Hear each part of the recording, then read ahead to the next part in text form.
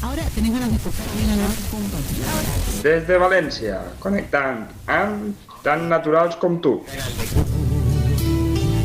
Hi there, I'm Jane speaking from Chicago, connecting with as naturals as you.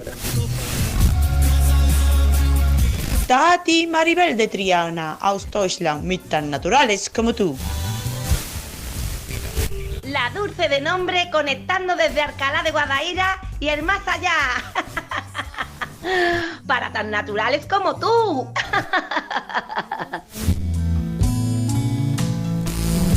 Desde Radiovisión y Radio Mundo, conectando con tan naturales como tú. Miguel Ángel Barcelona y Paco Valiente. Ay, José Luis, mi amor, él debe de ser tan bello. Mi galanzote.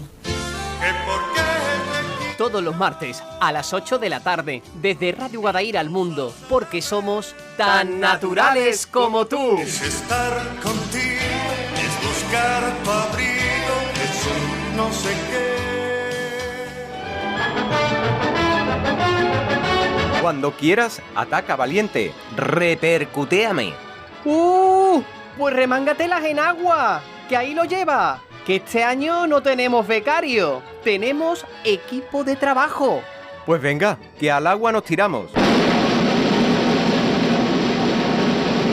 ¡Míralo! ¡Míralo! Ni la Esther Williams lo haría mejor. Todos los martes a las 8 de la tarde, porque somos tan naturales como nosotros. Y con un pi al cuadrado seguimos buscando el infinito. Pi, pi, pi.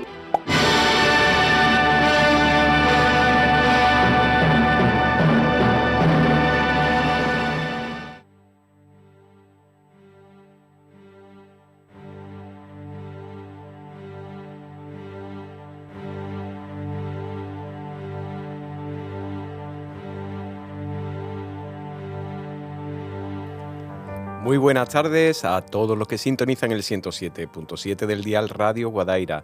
Y siempre, como todos los martes, tienen una cita con Miguel Ángel Barcelona. Aquí les habla Paco Valiente a Control, porque somos tan naturales como tú. Pues hoy tenemos una entrevista que la verdad que para nosotros es un lujo, Paco. Juan Manuel Gil. De verdad, recibir en esta humilde morada de tan naturales como tú a este escritor almeriense, pues es todo un gustazo. Y como siempre lo vamos a recibir con una pequeña introducción disparatada para dar comienzo a esta entrevista y a este momento que tendremos con nosotros a Juan Manuel Gil, que nos va a presentar pues el nuevo libro La Flor del Rayo, pero también me gustaría hablar de otros escritos que son maravillosos. Adelante, Paco, darle al botoncito.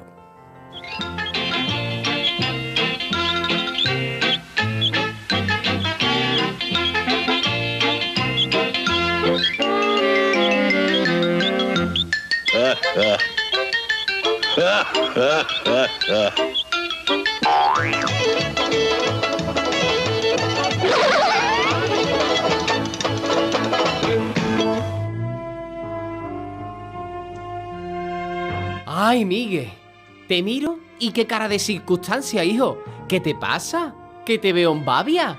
Mira, míralo, mirando por la ventana bucólico. Niño, ¿que estás contemplando el páramo? Uf, Paco, de verdad, ¿eh? Es que esta semana el guionista no se siente inspirado y no nos ha mandado el guión. Y aquí estoy, que vamos, que yo no sé lo que vamos a hacer y estoy contemplativo, meditando, a ver qué es lo que nos vamos a inventar, Paco, a ver qué es lo que nos vamos a inventar. ¡Ay, ay, ay, ay, ay! Miguel, ¿tú sabes la de gente que me ha preguntado quién es? ¿Quién escribe los guiones? Porque esto es un misterio. Pues Paco, es secreto.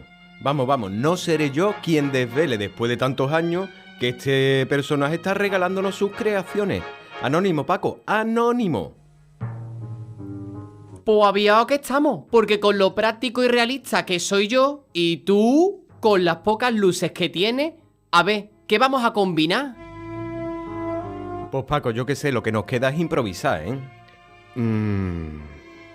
Poema desangelado que nos lleve más allá del jardín detrás de el pedestal de las estatuas y ver si encontramos el manuscrito carmesí que nos muestre el imposible olvido de la quinta esencia.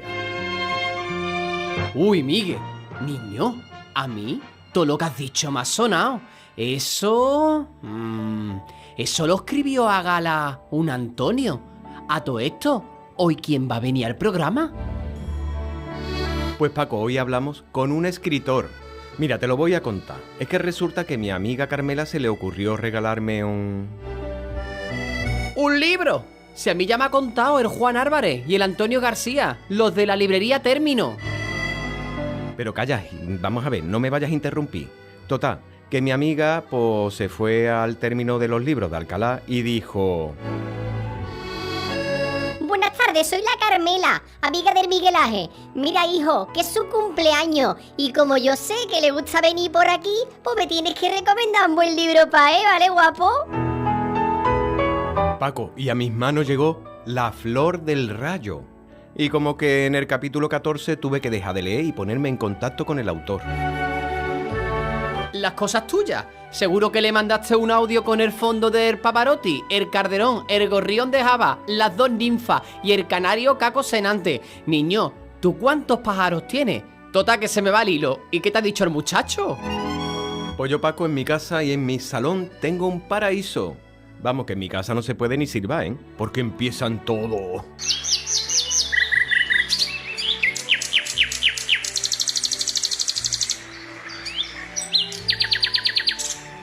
A las 8 de la mañana se despiertan y comienza el concierto.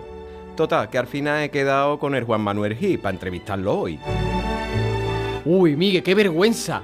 Y nosotros sin guión esta semana. Si ese niño le han dado hasta premio. Ay, Miguel, pero si ese niño es trigo limpio, que te lo digo yo. Pues sí, Paco, tienes toda la razón, ¿eh? Porque esta mente ágil tiene la capacidad de trasladarnos a nuestra infancia, a nuestro barrio, y sentirnos reflejados en conversaciones y vivencias y travesuras. Claro, claro. Eso lo consigue el que escribe con alma, corazón y vida. Por eso hoy tenemos que publicar en las redes este evento, que después dice la gente que no sabía nada.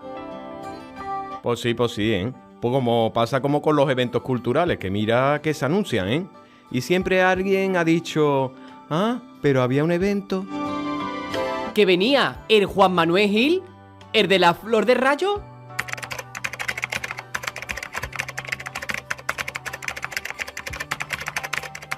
¡Ea! ¡Publicado!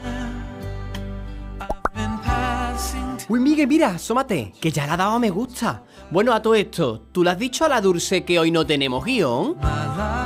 Tranquilo, la llamé esta mañana para ver si me podía crear una historia improvisada. Se lo expliqué todo, ¿eh? Que como no habíamos recibido noticias del guionista y que le dije que se inventara lo que le saliera del corazón y de su alma. Hola, buenas tardes. Soy la Dulce de nombre, la corresponsal de Tan Naturales como Tú para Alcalá de Guadaira y el más allá. Bueno, esta semana el Miguel Ángel me ha dicho que tengo que crear una historia. Y la verdad, esta semana como que no estoy inspirada. Pero me dijo que yo escriba lo que me salga de mi corazón y de mi alma. Pero como que no me sale nada. Total, si yo estoy todo el día pendiente de mis labores de la casa, de que mi marido saque a chispa por la mañana a las 7 menos cuarto. Cada uno tiene su hora obrado. La de mi marido son las 5:30 de la madrugada, la de nuestro perrito a las 7 menos cuarto. Todos tenemos nuestro ciclo biológico. Oh, total, que yo sé que a este le pasa algo y no me lo cuenta. Harta estoy de tantas banalidades. Que si hace frío, que si a la vecina se la ha llevado la ambulancia y llega a casa y vamos, lo voy a tener yo que espabilar con un zamarreón a ver si se pone otra vez a escribir. Porque vamos, no hay quien lo aguante.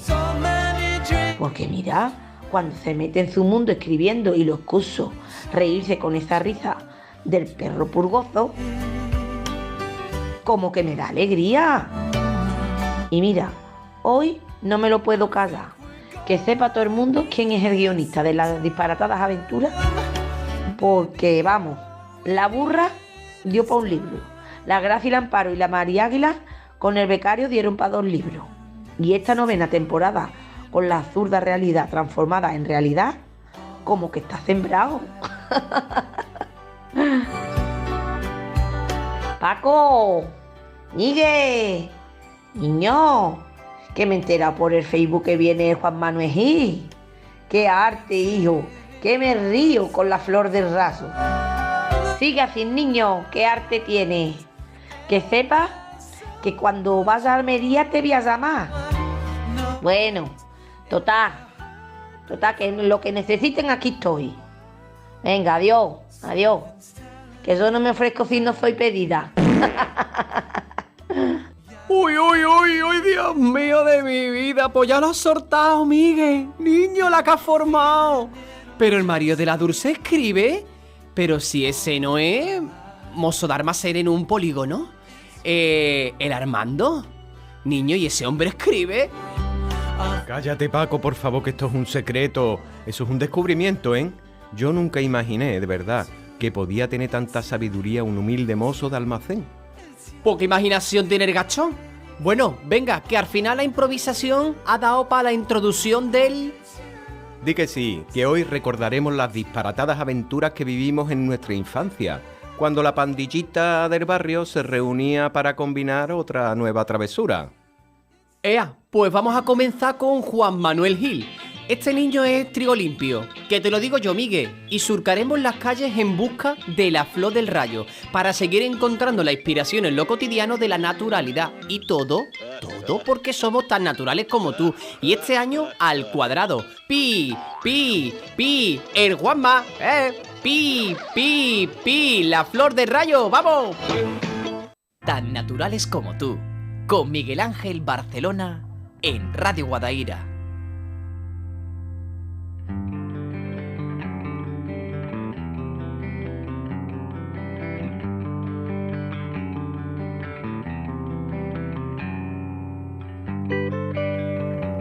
Juan Manuel Gil nació en Almería en 1979, es escritor y profesor. Formó parte de la primera promoción de residentes de la Fundación Antonio Gala, con su primer libro, Guía Inútil de un naufragio, en 2004. Bueno, tiene una cantidad de libros y de vivencias, pero en Tan Naturales como tú nos gusta conocer la esencia, un poquito el interior que esconde Juan Manuel Gil. Y vamos a saludarlo. Muy buenas tardes, Juan Manuel. Hola, ¿qué tal? ¿Qué hay?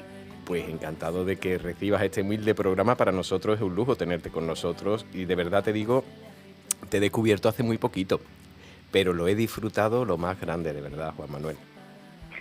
Bueno, yo te lo agradezco, te agradezco la invitación, os agradezco profundamente esa mágica introducción que habéis hecho y bueno, me alegra que la literatura permita esta especie de conexiones maravillosas, ¿no? De que en principio no nos conocemos de nada, tú has llegado a mí hace poquito y me da la sensación de que la literatura nos permite llegar para quedarnos en las personas y eso es mágico. Qué bonito, ole, qué bonito de verdad, Juan Manuel.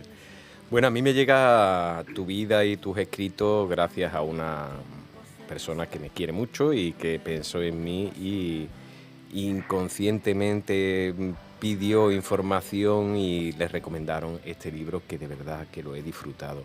Pero yo antes de hablar de tus escritos, yo quiero conocerte, quiero conocer quién es Juan Manuel, quiero conocer a ese niño, a ese adolescente y conocer un poquito de tu vida, ¿qué nos puedes contar de tu infancia, Juan Manuel?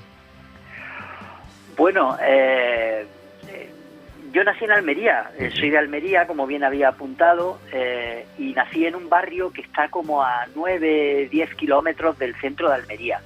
Es un barrio que pertenece al municipio de Almería, aunque está a esa distancia justita que le permite al ayuntamiento olvidarse de ti y a ti olvidarte de que pertenece a un ayuntamiento tan lejano. Así que en el fondo tenemos alma de pueblo, a pesar de que no estemos constituidos como tal. Ahí me he criado, ahí he estudiado y ahí sigo yendo porque mis padres siguen viviendo allí, suelo visitarlo con frecuencia y para mí mi barrio es muy importante porque aunque tardé en descubrirlo, era ahí donde estaba mi literatura, era ahí donde estaban las historias que yo quería contar, sobre las que yo quería reflexionar. Obviamente para eso había que hacer un camino un tanto largo. Ahora tengo 43 años y ha sido un camino largo, pero es un camino gozoso, súper divertido y del que no quiero salir. Ahí pasé mi infancia, como digo, y ahí sigo volviendo. Es un barrio muy cercano al aeropuerto de Almería, por lo tanto tiene una singularidad especial, porque la pista del aeropuerto prácticamente lo atraviesa, y eso de alguna manera nos ha curtido a toda la chavalería de ese barrio. Allí he leído, allí he disfrutado, allí he corrido, allí me he enamorado y allí, bueno, he vivido todo lo que tenía que vivir y todo lo que tenía que vivir la gente de este barrio. Qué bonito. Yo quisiera saber también un poquito, conocer, porque estudias, te formas, pero yo quisiera comenzar un poco descubriendo un poco cuándo sientes tú tu interés por la lectura, por las palabras o por la escritura y por la escritura. Pues mira, por la lectura y por la escritura casi llegan de la mano. En mi casa no había una gran tradición lectora, en mi casa no había una biblioteca, mi padre es encofrador, mi madre tampoco se dedicaba a nada del mundo académico, no disponíamos de una biblioteca y el amor por la lectura me vino gracias sobre todo a un profesor entusiasta que fue capaz de transmitirnos la pasión que él sentía por la lectura. Yo recuerdo que cuando tenía aproximadamente unos 15, 16 años, un profesor de ética nos acercó un listado de libros y yo azarosamente fui a dar con La peste de Albert Camus y me quedé absolutamente horrorizado con lo que pasaba en ese libro, pero horrorizado en el buen sentido de la palabra, porque yo era capaz de sentir el horror de esa pandemia, de esa epidemia, ¿no?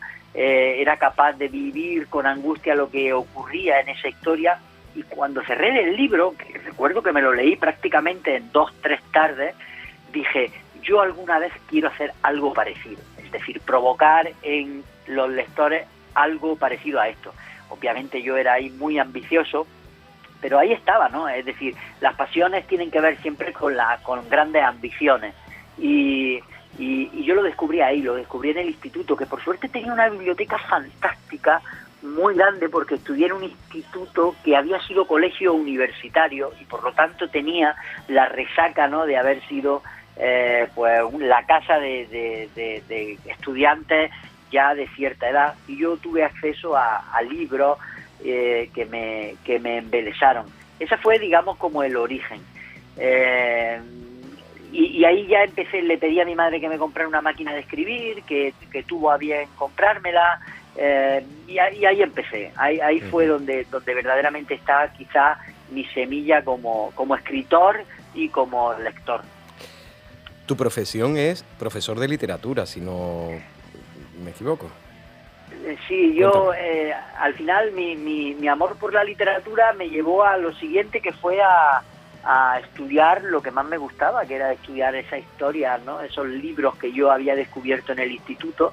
Así que di el paso que en principio a mí me pareció el más consecuente y estudié filología hispánica, y luego aprobé unas oposiciones y actualmente desde hace ya casi 20 años ejerzo de profesor de secundaria de lengua castellana y literatura. Tuve la fortuna de que después de la carrera, justito después de la carrera, un amigo me llamó y me dice, oye, ¿has visto que han sacado unas becas especiales que se llaman becas de la Fundación Antonio Gala en Córdoba? Era la primera promoción y yo no sabía nada de eso, y lo miré por internet, por el internet de aquel tiempo. Te estoy hablando del año 2002 o 2001, cuando yo lo eché, y pasé el proceso de selección y acabé formando parte de la primera promoción de la Fundación Antonio Gala, que para mí fue muy importante, sobre todo en lo que tiene que ver con mi labor de escritor. ¿Qué es lo que se cocinaba allí? ¿Qué es lo que viviste en esa fundación? Mira, yo siempre digo que la Fundación Antonio Gala es como una especie de máquina del tiempo. Máquina del tiempo en el sentido de que todo lo que tenga que ver con tu disciplina artística, con tu pasión artística, se acelera. Las partículas elementales de esa disciplina que tú vas a desarrollar, allí se acelera. Allí nos reunieron, en mi año, me reuní con 14 artistas, que en este caso eran pintores, escultores, por supuesto escritores, músicos, y lo único que teníamos que hacer era desarrollar nuestra faceta creadora. No teníamos que hacer nada más. Simplemente levantarnos, compartir tiempo juntos y por lo tanto alimentarnos de la pasión del resto de residentes y teclear con la mayor... con el mayor amor posible, con el mayor rigor, con toda la pasión del mundo, y eso hice. A mí me cambió. Puedo decir abiertamente que yo empecé a creerme escritor una vez que recibí esta beca, porque allí ya me llamaban como cuando ponían lo típico que ponen Juan Manuel Gil escritor. Y ahí fue la primera vez que empezaron a llamarme escritor y yo me lo tomé muy en serio y pensé, bueno, ya de este carro ya no me bajo más por mucho que me empujen. Y fue maravilloso porque allí, bueno, pues tuvimos contacto con Antonio Gala, por supuesto, que pasaba buena parte del año allí con nosotros, pero recuerdo que nos visitó escritores como Pepe Hierro, Espiro Freire, Juan Manuel de Prada, Luis Alberto de Cuenca. Bueno, fue una auténtica pasada de la que aprendí muchísimo y que se me ha quedado, si te soy sincero, como uno de los años más emocionantes de mi vida. De ahí nace Guía Inútil de un naufragio. Sí. Cuéntanos Es curioso un poquito, porque ese es el nacimiento de tu trabajo en la fundación, ¿puede ser? Sí, y es curioso porque ¿sabes qué pasa? Yo cuando entré a la Fundación Antonio Gala, yo entré pensando que yo era un narrador, que yo era un novelista, que yo era un escritor, a pesar de que yo no había escrito nunca una novela. Pero como te he dicho antes, mi amor por la literatura viene de leer novelas, no viene de leer poesía.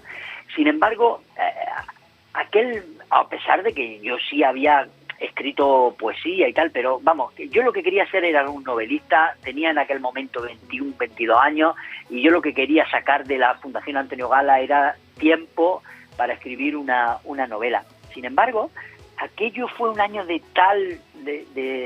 tanta emoción, de tal intensidad, de descubrir cosas, de, como te he dicho antes, de tener la sensación de que me metía en un acelerador de partículas, que cuando vine a darme cuenta pensé que quizá el lenguaje para contar todo lo que me estaba pasando, el lenguaje más efectivo era el lenguaje poético. Y me embarqué en un libro de poemas casi sin darme cuenta. Y escribí un libro que se llamó Guía Inútil de un naufragio y que decidí enviarlo a un premio de poesía, la primera vez que me presentaba a un premio literario, porque tampoco había tenido hasta ese momento ni siquiera un manuscrito que pudiera tener la envergadura de un libro. Y lo envié y me llamaron y me dijeron, lo has ganado, y conllevaba la publicación en una editorial que por entonces era una editorial de poesía fantástica, que se había convertido en una abanderada de toda la poesía joven del país, que se llamaba DVD Ediciones, y para mí fue un espaldarazo muy grande, muy grande. Pero curiosamente yo no he vuelto a publicar ningún libro de poemas. He participado en antologías y este tipo, pero no he vuelto a escribir ningún libro de poemas porque, como te digo, mi vocación, mi voz era la de contar historia en prosa. Yo soy un gran, no en el sentido bueno, sino en el sentido de apasionado, soy un gran contador de historias, ya sean escritas o sean orales, que es lo que a mí me fascina.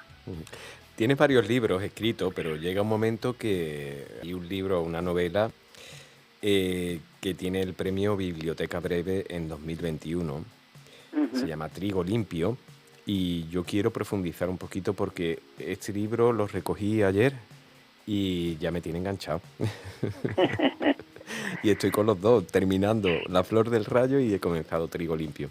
Y la verdad que descubres... si te digo la verdad, como hay una resonancia cuando lo lees, o de aspectos, momentos que te recuerdan a momentos que uno ha vivido.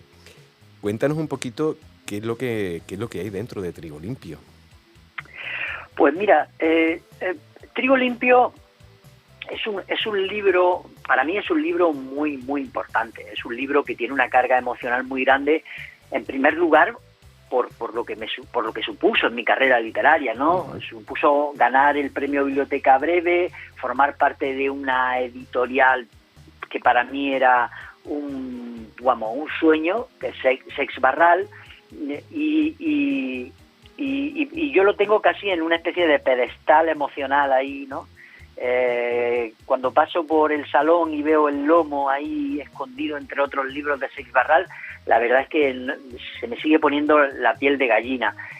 Yo en Trigo Limpio puse el corazón, esa es la verdad, puse el corazón literalmente porque decidí que iba a hablar un poco sobre mi infancia, sobre la infancia en mi barrio, ¿no? Claro. Sobre la infancia en mi barrio. Yo partía de algo que casi era biográfico, pero no de mi vida, que era un hecho que a mí me parecía como hipnótico. Como he dicho antes, en las proximidades de mi barrio, no en las proximidades, sino, casi atravesándolo por la mitad, está la pista del aeropuerto de Almería, porque ahí no la impusieron. Y un verano, jugando al fútbol, un balón cayó en la pista del aeropuerto y un compañero de allí del barrio entró, no se lo pensó dos veces y fue siguiendo la ley, aquella ley de la botella de que la tira va por ella, siguió el balón, saltó la valla, y que era algo que habitualmente hacíamos, porque en aquel momento eso no se consideraba un acto terrorista, hoy sí, y atravesó la pista con la mala fortuna de que un avión estaba a punto de tomar tierra y tuvo que retrasar el aterrizaje. Y aquello me parecía como... A nosotros lo vimos aquello como una heroicidad por parte de aquel chico. Y yo sabía que allí había una semilla literaria muy poderosa. Y decidí aprovecharla para contar determinadas cosas que para mí son importantes en la literatura. Y es sobre todo el recuerdo de la infancia, ¿no? Cómo somos capaces de articular nosotros el recuerdo de lo que creemos que somos, de lo que creemos que fuimos. Pero lo cierto es que ahí la ficción, la literatura, hace también de las suyas, ¿no? Verdaderamente las cosas son como las recordamos. ¿Nuestra memoria es tan fiel con la realidad o necesita tirar de la imaginación para confeccionar el relato de nuestra memoria? Bueno, un poco así, ¿no? Esto que he contado así en abstracto, en la novela se concreta en la historia de unos chavales que viven aquellos años 80 y principios de los 90, ¿no? Donde había que sacarse adelante en los veranos como bien se podía, en un barrio donde no había parques, donde las únicas pistas que había deportivas pertenecían al colegio y por lo tanto había que saltar la valla. Y decidí contar esta historia, que es la búsqueda de uno de aquellos viejos amigos que un buen día o un mal día desaparece del barrio. Ajá. Sin decir dónde va. Esa es una premisa que para cualquier escritor pues supone un yacimiento bastante interesante. Y bueno, se lanza a la búsqueda de aquel viejo amigo que se llama Simón y que tiene algo que puede interesarle a el narrador de esta historia, que como yo es escritor. La manera en que transmites en tu escritura es tan natural porque digo, lo natural de lo cotidiano. Muchas veces se viven situaciones, como tú has dicho, vivencias en la infancia o momentos que pueden quedar y empiezas a crear de algo que ha sido real, algo que puede ficcionarse, ¿no? Sí, yo siempre digo que para mí la mejor puerta a la ficción es la realidad de uno, la contante y sonante, la inmediata, esa que tú te encuentras cuando abres la puerta de tu casa. Ahí es donde está tu ficción. Tu ficción no está en una isla remota del Pacífico, ni que puede que sí, pero lo normal es que no esté en un lugar que tú no conoces. Lo normal es que tu ficción se encuentre muy pegadita, de una manera casi indisoluble, de una manera casi inseparable de la realidad que tú vives. La realidad que tú vives es la de salir a la calle y pasear a tu perro, ir a comprar al Ultramarinos que tienes cerca de casa, o el lugar donde habitualmente sales a caminar porque te han sacado que tienes el colesterol un poco elevado. Ahí es donde está la ficción de uno. Pero lo que pasa es que tienes que tener la voluntad, ¿no?, de mirar con ojos que te permita encontrar la grieta. Una cosa que es muy importante es que generalmente la gente entiende que la realidad es lo opuesto a la ficción. Y en realidad no es así. O por lo menos yo no lo veo así. Para mí son dos partes inseparables de una misma cosa que no hemos puesto de acuerdo en llamar realidad. Porque si tú lo piensas bien, desde que te levantas por la mañana y te estás tomando el café ensimismado ahí, estás pensando qué vas a hacer durante ese día. Incluso puedes fabular un poco sobre cómo va a ser la conversación que va a tener con tu jefe, porque quieres proponerle algo, porque quieres pedirle unos días de vacaciones, porque también estás pensando en cómo van a ser las vacaciones de este verano y dónde ir y tal. Ahí tú necesariamente estás haciendo un ejercicio de ficción. Un ejercicio de ficción que hace mucho más bonita tu realidad, lo que nosotros llamamos realidad, ¿no? Es decir, que todos estamos ficcionando todo el tiempo, porque es lo que hace, digamos que es el condimento interesante de nuestra realidad. Nuestra realidad, generalmente, en nuestro día a día, si le estirpamos la parte de ficción, es que una cosa muy sosa, muy mecánica. Bueno, pues en el momento que tú te das cuenta de eso, o que yo, por ejemplo, me di cuenta de eso, pues concluí que mi literatura tenía que tener eso que tú contabas, ¿no? Esa naturalidad de nuestra vida cotidiana como puerta trampilla a la ficción. Y procuro que mis novelas sean como muy frescas, muy naturales, que estén muy interesadas en la cotidianidad de las cosas, en buscar lo fascinante de lo cotidiano, ¿no? El encantamiento que podemos encontrar en cualquier hecho que aparentemente es anodino. ¿Ahí es donde se encuentra tu inspiración? Sin duda. Mi inspiración se encuentra siempre en cualquier hecho que para cualquier persona, incluso para mí, en muchísimos casos, es un acto anodino, ordinario, y que precisamente por su ordinariez lo normal es que pase absolutamente desapercibido. Pero ¿qué pasa si empiezas a mirar un acto ordinario, gris, que en principio, como he dicho antes, podría pasar desapercibido, te fijas e intentas ir un poco más allá? ¿Qué se esconde detrás de ese hecho? A mí ese ejercicio generalmente es el que me lleva a las historias que luego quiero contar. Me pasó con Trigo Limpio, me pasó con La Flor del Rayo, me pasó con Un hombre bajo el agua, que es una novela anterior a esta, y casi me ha pasado en toda mi producción literaria. Hay una frase en este libro, en Trigo Limpio, al final, que dice: homenaje al poder universal de contar historias y al refugio que supone la lectura. Pues sí, porque mira, yo me di cuenta, estando en mi barrio cuando apenas era un chaval, me di cuenta de que había unos personajes, lo llamo personaje ahora, no porque lo he metido en la novela, había unos personajes que destacaban, ¿no? Que destacaban respecto a otros, y eran aquellos que tenían una gran capacidad para contar historias. Pensad que venimos de unas generaciones, estamos hablando de unos años en los que no existía el teléfono móvil, con lo cual la gente cuando caminaba por la calle llevaba la mirada en alto, ¿no? La cabeza en alto, iban mirando a la gente que se encontraba y se paraban y saludaban, y charlaban, intercambiaban, y ahora eso se ha perdido prácticamente, porque uno va a cualquier lado y va mirando el móvil, va chequeando determinadas cosas, con lo cual no conecta con lo que te rodea, ¿no? de tu entorno. Pero en aquel momento sí, y yo me di cuenta de que había personas que tenían una gran habilidad para contar historias, y que a la gente dejaba de importarle si aquello que contaba era real o era ficción. Sencillamente se quedaban, suspendían aquella tarea que fuesen a hacer, como si iban a comprar una barra de pan o iban a la ferretería a comprar alcayata y cáncamo, pero alguien empezaba a contar esa historia, suspendía esa labor que tenía que hacer, ese recado, y se quedaba allí esperando a que terminara la historia.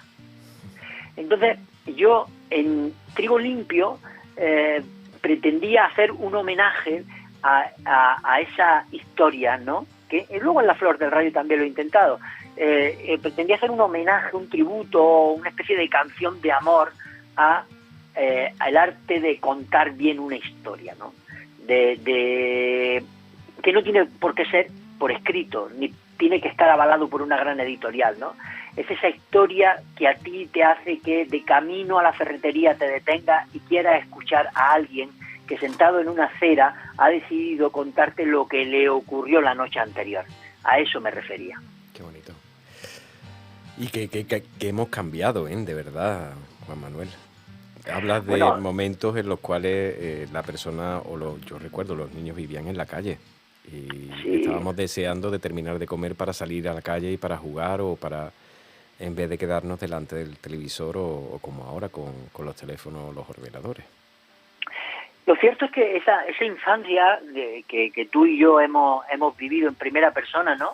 Esa infancia que tiene que ver muchísimo con la calle, con que la calle le pertenezca a los niños, pues es una infancia, ni siquiera te diría en peligro de extinción, sino en extinción, o extinguida totalmente. Es cierto que no es lo mismo una infancia en un pueblo de la sierra o en un pueblo pequeñito tal, que en un pueblo grande o en una ciudad, obviamente. Pero en los grandes núcleos, como te he dicho antes, yo que pertenezco a un barrio que a su vez forma parte de una ciudad, como es Almería, ¿no? Que no tiene entidad administrativa como municipio, etcétera, etcétera. A nosotros la calle, a los chavales en aquel momento nos pertenecía, los niños estaban en la calle, existía una cosa que ha desaparecido, que si te das cuenta totalmente ha desaparecido como los dinosaurios, que es el concepto de descampado, ¿no? El descampado, esa cosa donde no había nada pero podía haber todo, ¿no? Donde los zagales levantaban su imperio, donde jugaban a esto y a lo contrario, donde a veces era un partido de béisbol y otras veces era un lugar mágico donde se podían contar historias. Bueno, eso en pos de una hiperprotección, de una presencia, de un temor que nos revolotea. Esta idea también que tenemos de padres helicópteros, que se suelen llamar, de que a mí me pasa con mi hija, ¿no? Que está revoloteando siempre. Estos parques acolchados donde ya los niños no pueden perder ni un diente dignamente, porque eso no ocurre ya, ¿no? Es decir, todo ha cambiado tanto que a mí me resulta a veces, como digo, cuando escribo mis novelas y me leen personas más jóvenes, lectores más jóvenes que yo, les parece como algo muy lejano en el tiempo, y les digo, no es tan lejano, es decir, no creáis que existe como un salto tan grande. Lo que es cierto es que la telefonía móvil sí ha redibujado la manera de ocupar el espacio de las calles, en lugar de caminar, de estar en los bares, de estar en las plazas. No me digáis que o sea, tú llegas a una plaza y te encuentras a alguien y el 80% están mirando el móvil. En la playa igual, en la cola de la panadería, en el bar donde has ido a tomarte algo, incluso en el acto de leer el periódico, con el periódico abierto, el café y la tostada, el móvil ocupa ya también un lugar. Lo ha redibujado todo, y esto me da la sensación de que no tiene vuelta atrás, ya se va a estar convirtiendo en un peligroso ejercicio de nostalgia, ¿no? De añorar aquello que luego tampoco aquello no era tan bueno. Lo que pasa es que lo que no ha llegado tampoco es que sea una maravilla. Juan Manuel Gil, autor de Trigo Limpio, de La Flor del Rayo, y te voy a leer dos frases que, bueno, La Flor del Rayo, una alocada investigación sobre las cosas más serias de la vida.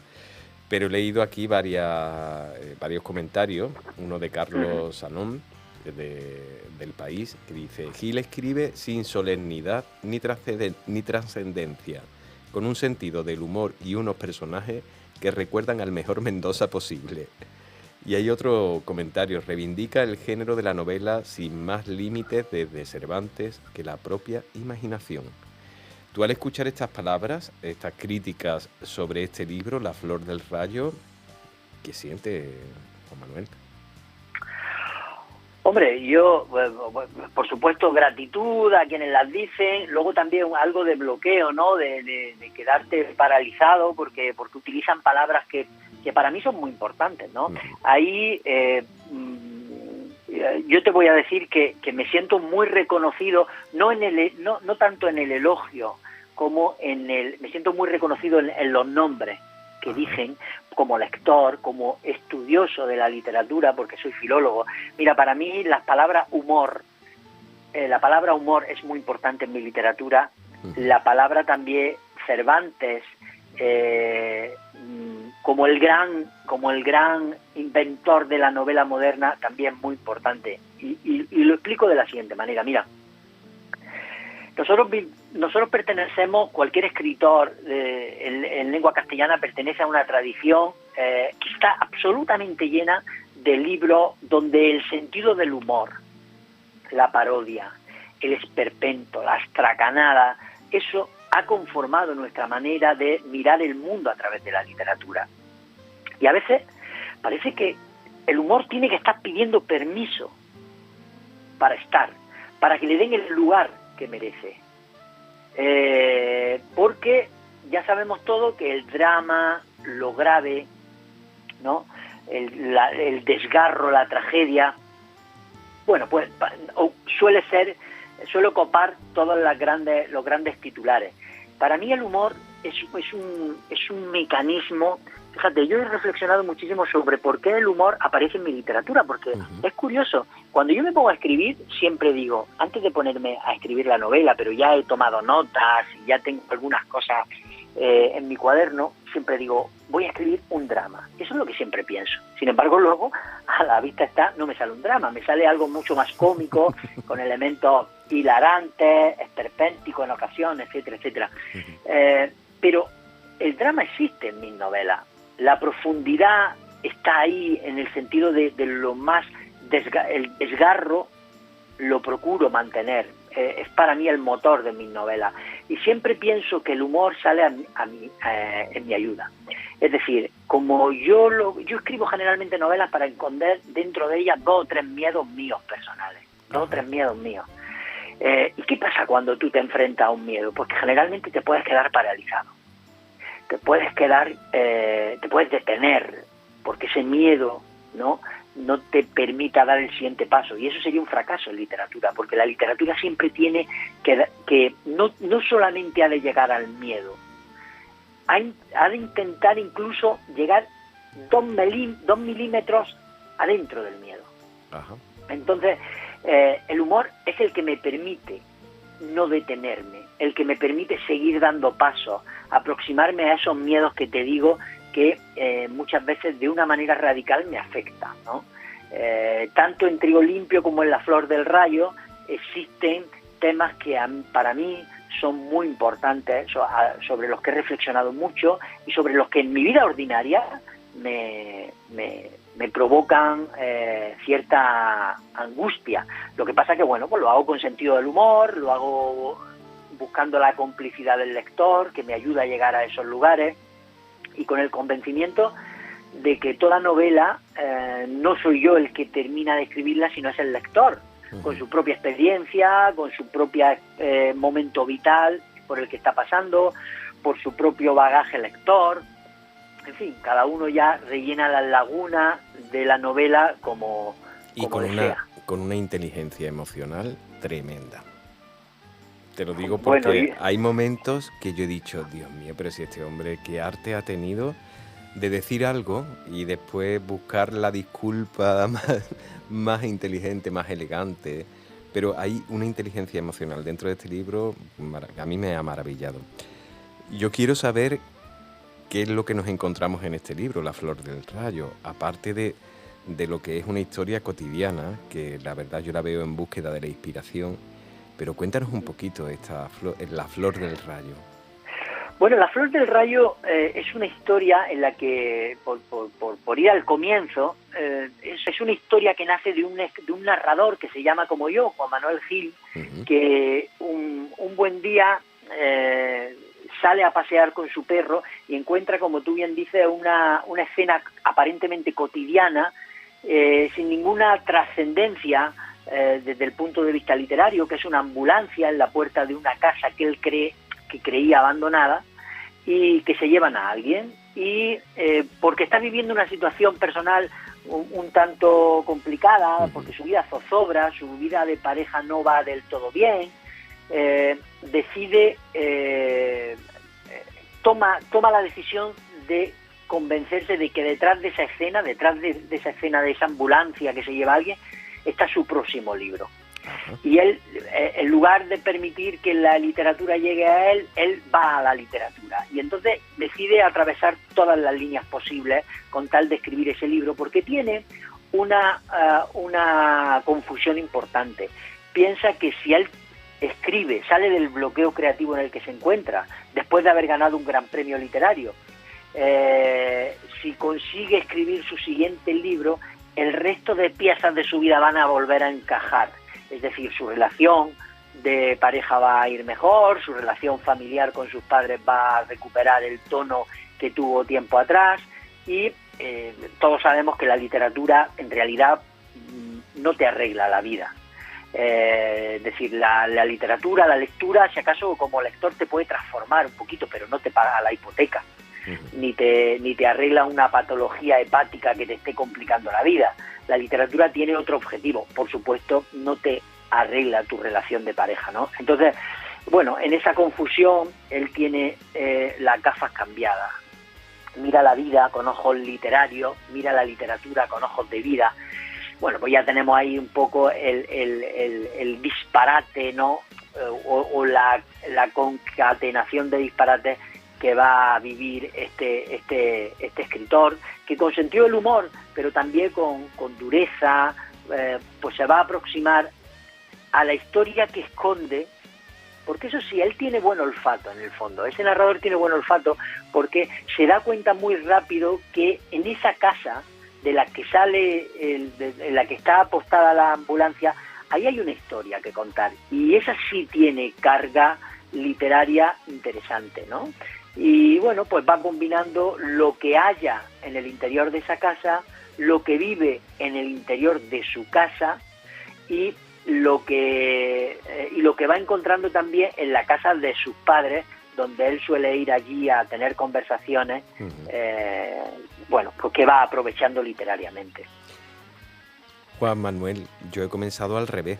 Yo me he leído primero La Flor del Rayo y me he ido para atrás a buscar más lecturas, más escritos tuyos, porque la verdad que cuando encuentras a alguien que te da esa facilidad a la hora de leer, pues a mí me encanta.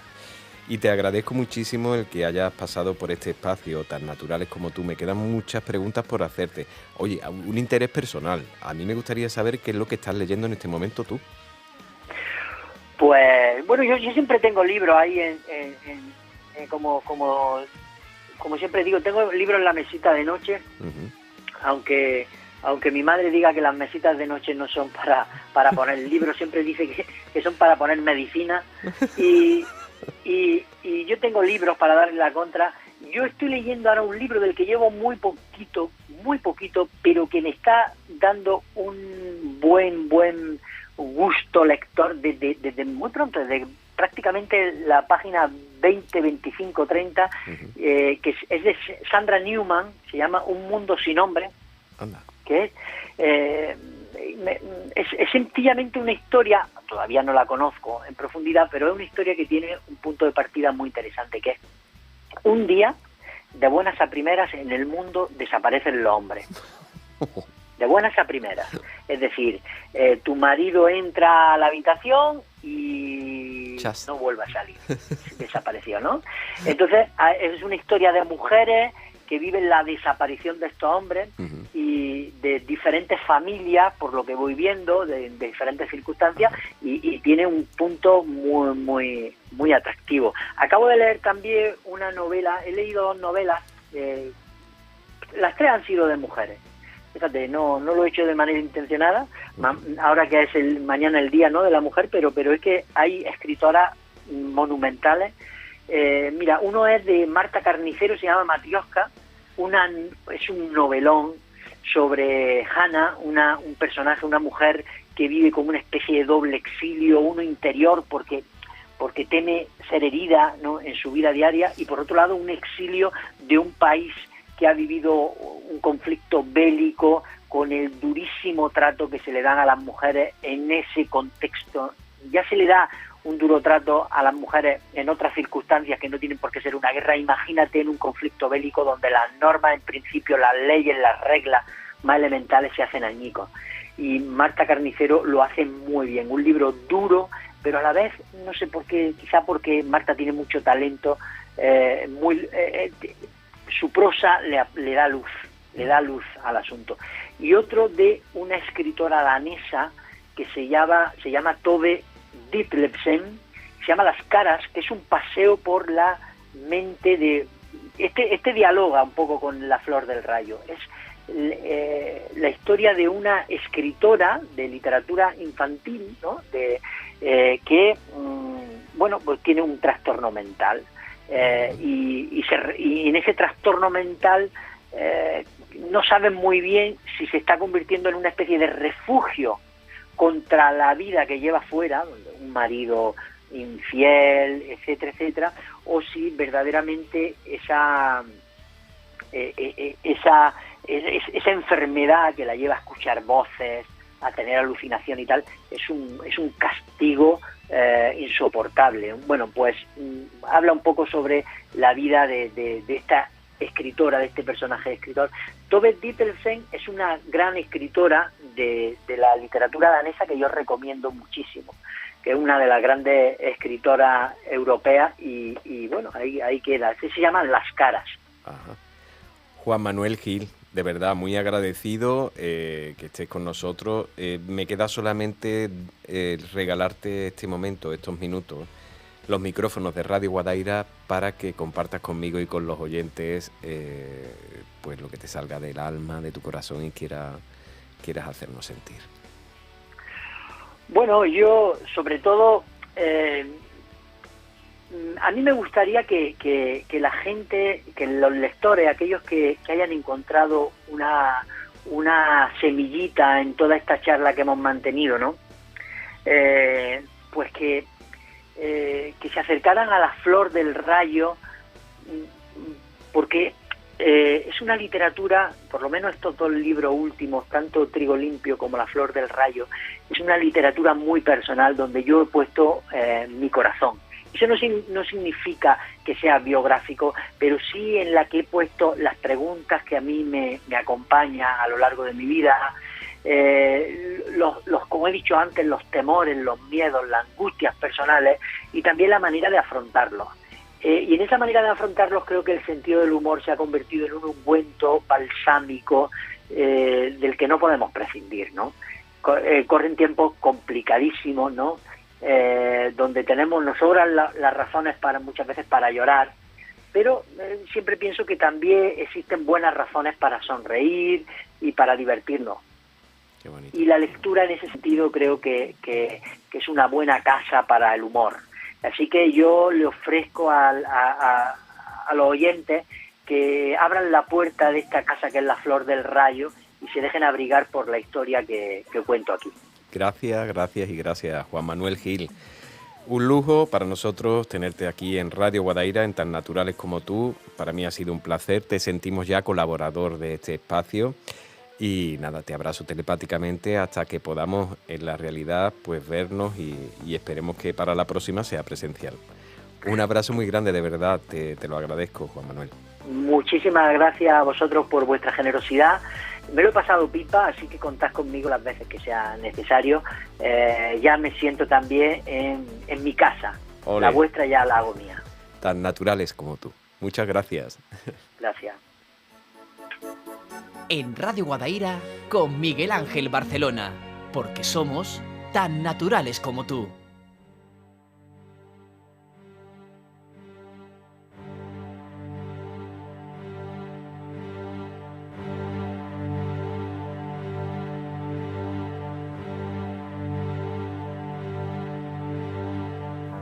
Pues llegado este momento, solamente nos queda trasladarnos al martes que viene, que seguiremos adelante con este proyecto en pro al bienestar, al bien ser humano. Miguel Ángel Barcelona, quien les habla, Paco Valienta, control siempre, porque somos tan naturales como tú. El mes de marzo, Paco, viene con carrerilla. La semana que viene tenemos presencial y para mí será un lujo adornar estos estudios pues con un potaje de garbanzos, Paco.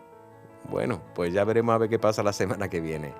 Pues le trasladamos el martes que viene, seguimos siempre adelante porque somos tan naturales como tú.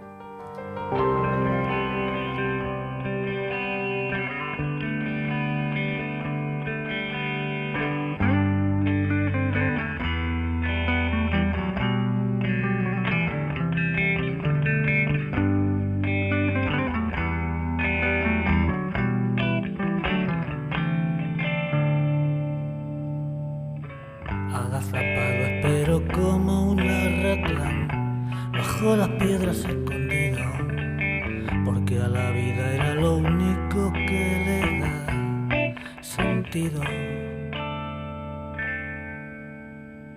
Acostumbrado a escapar de la realidad, perdí el sentido del camino y envejecí 100 años más de tanto andar perdido. Me busco en la memoria el rincón donde perdí la razón y la encuentro donde se me perdió cuando dijiste que no.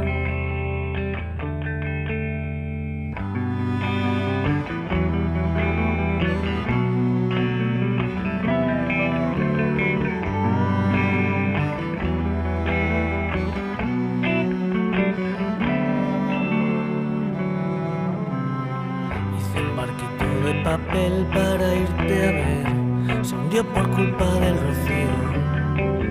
No me preguntes cómo vamos a cruzar el río. Y rebusco en la memoria el rincón donde perdí la razón y la encuentro donde se me perdió cuando dijiste que no. Sin ser vuelvo duro como una roca, si no puedo acercarme ni oír los versos que me dicta esa boca. Y ahora que ya no hay nada ni dar, la parte de dar que a mí me toca, por eso no he dejado de andar, buscando mi destino, viviendo en diferido, sin ser ni oír ni dar. Cobro revertido, quisiera hablar contigo y así sintonizar.